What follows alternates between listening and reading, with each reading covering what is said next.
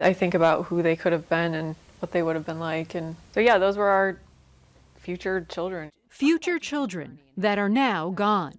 Kate Plants and the others we spoke with stored their frozen eggs and embryos at university hospitals in Cleveland.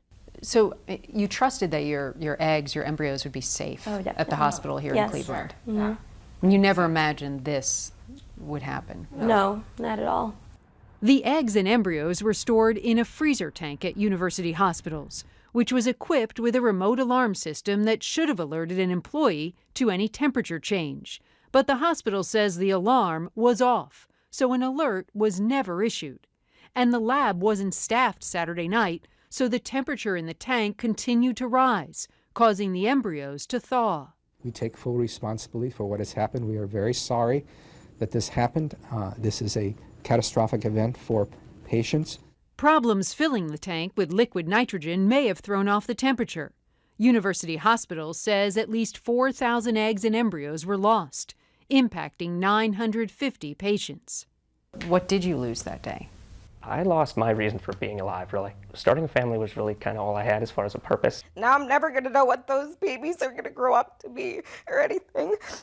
That's what I lost. It's just like the hope for my future and not knowing like if I'm going to be able to now have kids. To preserve the opportunity to have a child. Attorney Jack Landskroner is suing university hospitals on behalf of about 180 families he represents. An investigation for the Centers for Medicare and Medicaid Services found that the very same storage tank experienced a malfunction in the filling mechanism and remote alarm system back in January. The tank's manufacturer denies its equipment malfunctioned. The hospital then neglected to take the necessary steps to repair the concerns that were raised months before this incident ever occurred. Nor did they make your clients, their patients, aware of this. They made no disclosure to the clients who had eggs and embryos stored at this facility that they were having problems and a pattern of malfunctions. If the hospital has already admitted wrongdoing, why the lawsuit? Well, I think our clients want answers, and they really haven't gotten them yet. We're suing for what the law allows, which is for compensation for our clients for what they've lost, and also ideally to have changes made that will allow these systems to be safer. University hospitals declined our request for an interview, citing pending litigation.